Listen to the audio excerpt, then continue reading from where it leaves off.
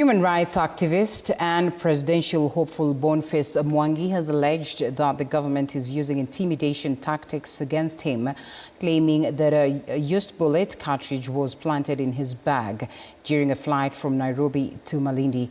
The story was produced by Alvin Kithinji.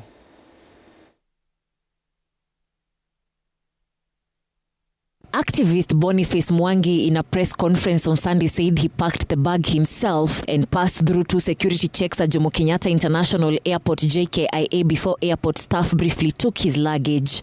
Passed through 2 security checks at JKIA, and on my way to board the plane, my bag was taken away by an airline attendant. I gave them my bag and they gave me a luggage slip. I got into the flight, and upon reaching to Malindi, I retrieved my bag from my suitcase. And when I opened my suitcase, in between the shots that had been packed by my daughter, I found a bullet casing, a blank, I used ammunition, which is right here. I haven't touched it properly, in my bag.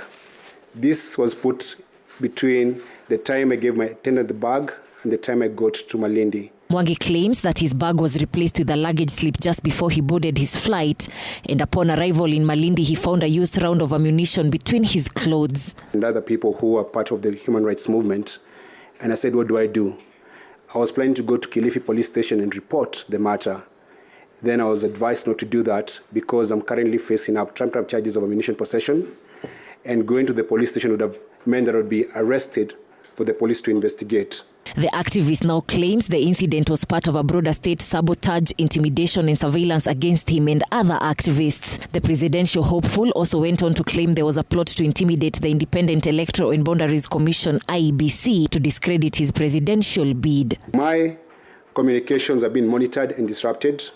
As a movement which I'm part of, we've been experienced enforced internet disruptions during key mobilization events. We have had our events cancelled without any explanation and been denied permission to hold events in public spaces. The activist has said the government is using illegal channels to try to frustrate and intimidate him, highlighting multiple false criminal charges. The government is using legal and illegal channels to try and frustrate me and intimidate me. They have instigated multiple criminal charges. There are plans to forcefully accuse me of failing to pay taxes, and they're targeting my finances. I've been reliably informed that there will be efforts made to deregister my businesses, among other forms of financial sabotage. Mwangi has now vowed not to back down from advocating for change, as he reiterated that if anything happened to him, the state was to blame.